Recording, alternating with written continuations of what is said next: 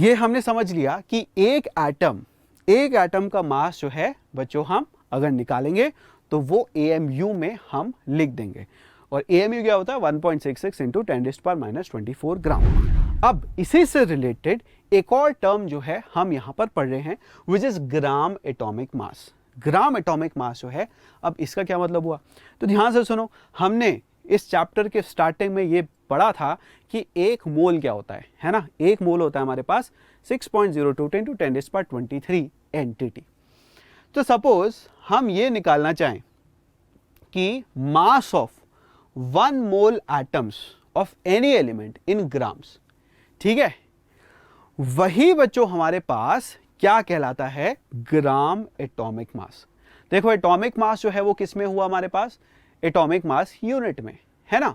और gram atomic mass जो है वो क्या है, वो है 6.022 इंटू 10⁻23 एटम्स का जो मास होता है वो। कैसे कि इसको भाई हम करके देख लेते हैं, बहुत ही सिंपल सी बात है। जैसे अभी अभी हमने यहां पर जो है एग्जांपल लिया था हीलियम का, ठीक है। आप वैसे यहां पर किसी भी एलिमेंट को लेके चल सकते हो जिनके मास आपको यहां पर पता है, रिलेटिव एटॉमिक मास। सपोज हम बात कर रहे हैं हीलियम की, तो बच्चों हीलियम के बारे में हमने क्या बोला कि यार इसका एक एटम का मास जो है, ठीक है, 1 एटम मास, वो कितना होता है 4 AMU, है ना। अगर हम AMU को ग्राम्स में लिख दें तो वो कितना हो जाता है, वो जाता है 4 इंटू 1.66 इंटू 10⁻⁻24 ग्राम। होता है कि नहीं होता है, ठीक है। AMU का यही मतलब था ना, AMU क्या होता है, एक AMU होता है 1.66 इंटू 10⁻⁻24। अब हम यहां पर बात कर रहे हैं ग्राम एटॉमिक मास की। तो ग्राम एटॉमिक मास होता है 1 मोल एटम्स का। वापस से यूनिटरी मेथड हम लगा रहे हैं। यूनिटरी मेथड हमें क्या बोलता है, वो हमें बोलता है कि भाई एक का इतना है, देन 6.022 इंटू 10⁻23 का कितना होगा, ठीक है, देन 1 मोल एटम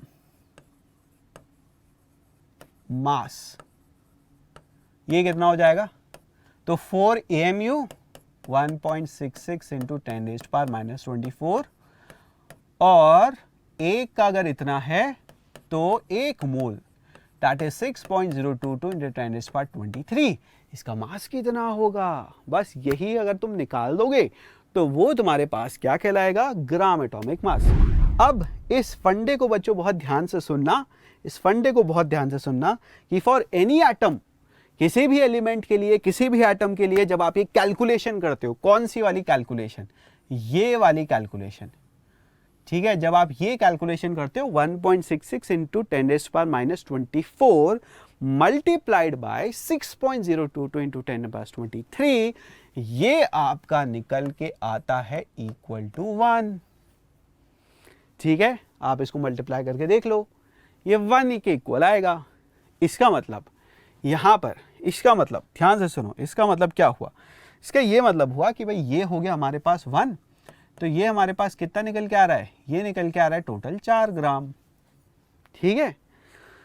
तो जो हमारे पास हीलियम का यहां पर मास नंबर है, उस मास नंबर के आगे अगर मैं AMU लिख देता हूं तो वो होता है मास एक एटम का। जबकि अगर उसी रिलेटिव एटॉमिक मास के आगे मैं ग्राम लिख देता हूं तो वो मास होता है 1 मोल एटम्स का, है कि नहीं है। यस, ये फंडा निकल के आया हमारे पास।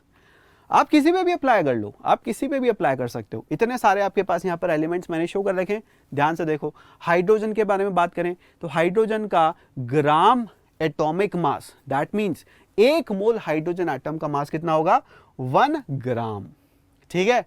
बेरिलियम के बारे में क्या बोलोगे, 9 ग्राम अप्रोक्सीमेटली बोलो। बोरोन के बारे में क्या बोलोगे, 10.8 gram, that is around 11 gram. Carbon का अराउंड 12 ग्राम, नाइट्रोजन का अराउंड 14 ग्राम, है ना जी। तो बस आपको ग्राम लगाना है, इस रिलेटिव एटॉमिक मास के आगे ग्राम लगाना है, तो वो आपका क्या हो जाएगा, ग्राम एटॉमिक मास हो जाएगा, है ना। वो आपका क्या हो जाएगा, ग्राम एटॉमिक मास हो जाएगा। तो अगर हमें सीज को यहां पर लिखना चाहें तो हम क्या लिखेंगे कि देखो RAM जो है हमारे पास, RAM, ठीक है, रिलेटिव एटॉमिक मास, इसको अगर आप मल्टीप्लाई कर देते हो 1 AMU से, वो देता है आपके पास मास ऑफ 1 एटम, है ना, वो मास ऑफ वन एटम होता है। पर वही अगर रिलेटिव एटॉमिक मास को आप ग्राम्स में एक्सप्रेस कर देते हो, ग्राम्स में एक्सप्रेस कर देते हो, क्यों? बिकॉज रिलेटिव एटॉमिक मास तो क्या है हमारे पास, वो है एक यूनिटलेस क्वांटिटी। तो इस यूनिटलेस क्वांटिटी को हम किसी यूनिट से मल्टीप्लाई कर रहे हैं और जो रिजल्ट है उसके बारे में बात कर रहे हैं, ठीक है। तो ये हो जाएगा बच्चों हमारे पास mass of one mole atom, और ये सारे एलिमेंट्स पे एप्लीकेबल है। ये फंडा जो है अपने पास बच्चों सारे के सारे एलिमेंट्स पे ये एप्लीकेबल है। इसको बॉक्स करके हम यहाँ पर जो है रख रहे हैं। ये हमारे पास जो अभी तक हमने 2-3 यहाँ पर जो है देखे नोट्स की स्लाइड्स, उसका क्या है, उसका एक समरी की तरह जो है यहाँ पर हमने लिख दिया है ना। ये हमारे पास क्या हो गई, उसकी एक समरी की तरह हो गई।